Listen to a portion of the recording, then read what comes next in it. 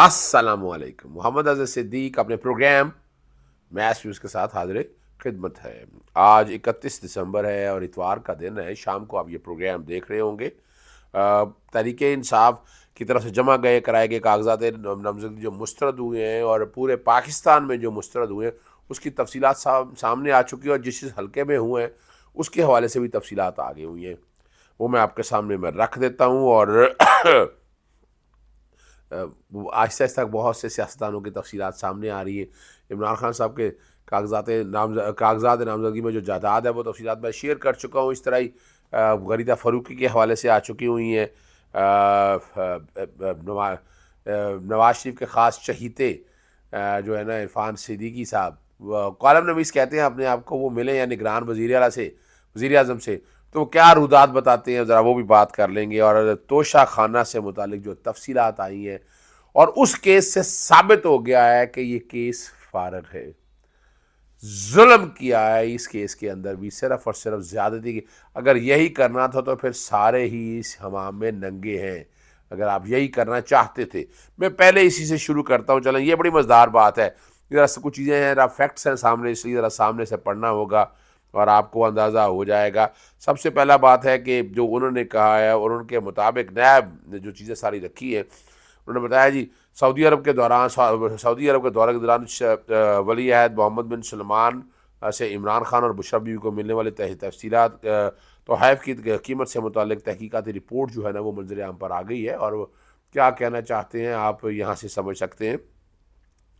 और ये बताया गया इस रिपोर्ट के अंदर कि ये तखमीना जो है ना दुबई से लगवाने में मालूम है कि पाकिस्तान में तहाइफ की कीमत कम अज़ कम लगाकर ख़जाने को 1 अरब 57 करोड़ 37 लाख का नुकसान हुआ। बड़ी मज़ेदार बात है। अच्छा, ये प्रोसीजर आपके सामने जब मैं रखूँगा तो आप परेशान हो जाएंगे। जी जी जी, मैं जो प्रोसीजर आपके सामने रखूँगा तो आप परेशान, वो कैसे परेशान हो जाएंगे।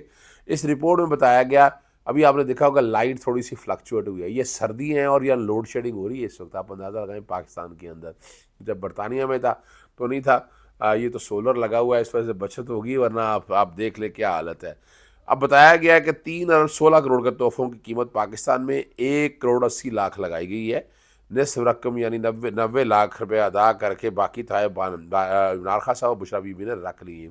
अब कोई बहाना नहीं है, कोई मैं सिर्फ ये जो हक़ाइक़ झूठ और फ्रॉड और फ्रेब पर मबनी है वही आपके सामने रख रहा हूँ।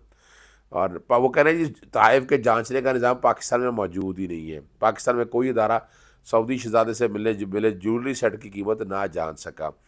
और ये FBI कलेक्टर ऑफ कस्टम की कमेटी तहाइफ लगाने से माजूरी ज़ाहिर कर दी। तहाइफ की कीमत जो है ना जी लगाने के सिलसिले में इंडस्ट्रीज़ एंड प्रोडक्शन डिवीज़न से भी रब्ता किया गया, और इंडस्ट्रीज़ एंड प्रोडक्शन डिवीजन ने बताया कि gems and jewellery development company ही गैर फ़ाल है, जबकि gems and jewellery trader association भी कीमत का अंदाज़ा नहीं लगा सकी। सिर्फ बताने का मकसद आप ज़रा समझ जाएँ, ये हालत है यहाँ पर।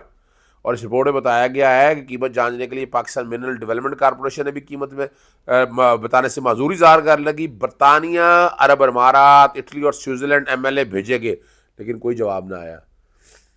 यानी ये बदनीति की हद है यहाँ तक।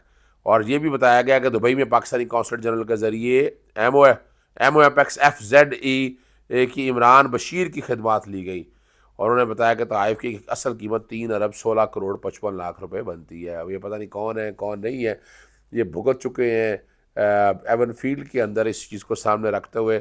और बुशा बीबी ये आगे जो कीमत में पहले बताया गया कि यहाँ इससे अंदाज़ा लगा लें तो फिर आ जाए ना 1947 से अब तक के असासे जितने भी हैं सबके अब बहुत डिटेलें मौजूद है। जाएं भिजवाएं, वहाँ से पता लगाएं वो कैसे आ जाएगा, कौन से आ जाएगा, किस तरह से आ जाएगा। तहाइफ तो इमरान खान साहब को मिलेगा, उसके बाद कैसे कीमतें लगा ली कि असल तहाइफ सामने पेश किए थे किसी के सामने। तो नैब बड़ी बुरी तरह से मर चुका है। और अब आपको अंदाज़ा हो जाना चाहिए कि चेयरमैन नैब क्यों बदला गया, प्रोसिक्यूटर जनरल क्यों बदला गया। नैब में उखाड़ पिछाड़ करके इमरान खान के खिलाफ एक पूरा बहाना गढ़ा गया, लेकिन बड़ी बुरी तरह से मर जाएंगे। एक और चले जो इंतखाबात की तफसीलात है वो आखिर में आपके सामने लगाता हूँ।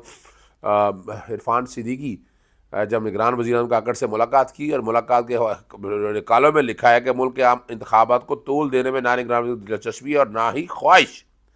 ये वो बताते हैं اور وزیر اعظم بڑا دکھاوا سا بتاتے ہیں بے وقوف بنانے کے لیے، لیکن جہاں جہاں ملے ہیں انہوں نے جانے کا کوئی ارادہ نہیں ہے ان کا. جو ہم جو جانتے ہیں، جو ہمارے میرے دوست صاحب آپ جن سے وہ جہاں کسی سے ملے انہوں نے کہا کوئی جانے کا ارادہ نہیں ہے. انہوں نے کہا ان کا وزیر اعظم کہنے کا پہلا اتفاق ہے. لیکن یہاں کی خاص بات یہ ہے موجودہ نگران وزیر اعظم جو ایک سادہ یعنی اب تعریفوں کے پل باندھ رہے ہیں. ویسے نواز شریف کے خاص آدمی ہے عرفان صدیقی، اس میں کیا ہے میں صرف اتنا بتانا چاہتا ہوں کہ خواہشات کا اظہار ہے. ہزاروں خواہشیں ایسی کہ ہر خواہش پہ دم نکلے، بہت نکلے ارما پر کم نکلے.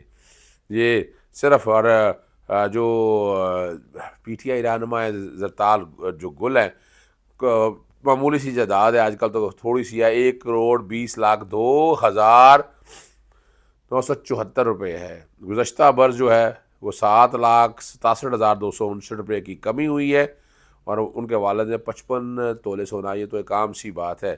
کیا ایسی خاص بات ہے جس کو دیکھ کر یہ بڑا واضح طور پر یہ کہا جا سکتا ہے. اچھا ایک چیز میں آپ کے سامنے عمران خان صاحب کے حوالے سے بات کر کے N122 کے کانٹیکس میں میں بتا چکا ہوں کہ وہ تائید کنندہ جو ہے نا، تجویز کنندہ اس ایریے سے ہونا لازمی بہت. یہ آپ ایم این اے کا الیکشن کسی جگہ سے بھی لڑ سکتے ہیں. تو یہ ہوا کیا کہ حلقہ بندیوں کی جو راتوں رات تبدیلی ہوئی نا، میں پھر بتا دوں راتوں رات تبدیلی ہوئی، اس کی وجہ سے یہ پرابلم کریٹ ہوئی ہے. تو شاید یہ پرابلم نہ ہوتی، لیکن چونکہ یہ اس میں ہمارا الیکشن کمیشن انوالو ہے، سمجھیے گا اس بات کو.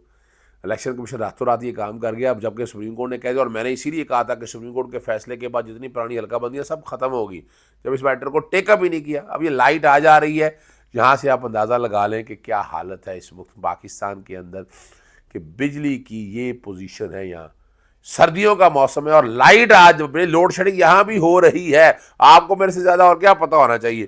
میں اب آپ کے سامنے لگا تفصیلات ساری لے آتا ہوں. کراچی قومی اسمبلی کی حلقہ 234 سے سب سے زیادہ کاغذات نامزدگی مسترد ہوئے. 33 میں سے 27 امیدواروں کے کاغذات مسترد، صرف 6 کے کامیاب ہوئے. اور اس میں ایم کیو ایم کے صادق افتخار، پیپل پارٹی کے علی راشد اور پی ٹی آئی کے امیدوار فہیم خان کے کاغذات مسترد ہوئے. NA-214 نون لیگ کے سلیم ضیاء کے کاغذات نامزدگی منظور ہوئے، اور یہاں بھی نون لیگ کے کاغذات منظور ہو گئے. یہاں آپ سمجھ سکتے ہیں کہ حالات کیا ہے. اور فیصلے میں ٹھیک ہے نا جی، فیصلہ آباد میں قومی اسمبلی کے 10 اور پنجاب اسمبلی کے 21 حلقوں سے کاغذات کی اسکروٹنی مکمل ہو گئی، اور فیصلہ آباد کے 10 میں سے 7 قومی اور صوبائی حلقوں سے نمایاں شخصیات کے کاغذات نامزدگی جو مسترد ہوئے بتا دیتا ہوں. NA-96 پی ٹی آئی رہنما حیدر کھل، NA-98 پی ٹی آئی صوبائی وزیر حافظ ممتاز Ahmad, NA-99 P T I سابق مشیر خیل ملک عمر فاروق، NA-100 میں رانا ثناء اللہ کے مد مقابل پی ٹی آئی کے سابق MNA نثار جٹ کے کاغذات نامزدگی مسترد ہوئے. 101 پی ٹی آئی کے عبداللہ دومٹ، سابق MPA اسد معظم، کرنل ریٹائرڈ اکرم شاہی بھی ہے. PP 111 سے سابق MP اسد معظم، PP 115 سے فروخ حبیب، PP 118 سے پی ٹی آئی کے سابق صوبائی وزیر کا خیال کاسترو ہے. مالاکنڈ سے پی ٹی آئی کے سابق رکن اسمبلی جنید اکبر نے اپنے تینوں کاغذات نامزدگی انہوں نے اپنے اکاؤنٹ پہ کہا ہے، اور وفا کا وہ کہنے میں ساتھ دے رہے ہیں. عمران خان کے ساتھ ہوں میں. کاغذات پر اللہ تعالیٰ کا شکر ادا کرتا ہوں، لوگ مجھے شک کی نگاہ سے دیکھتے.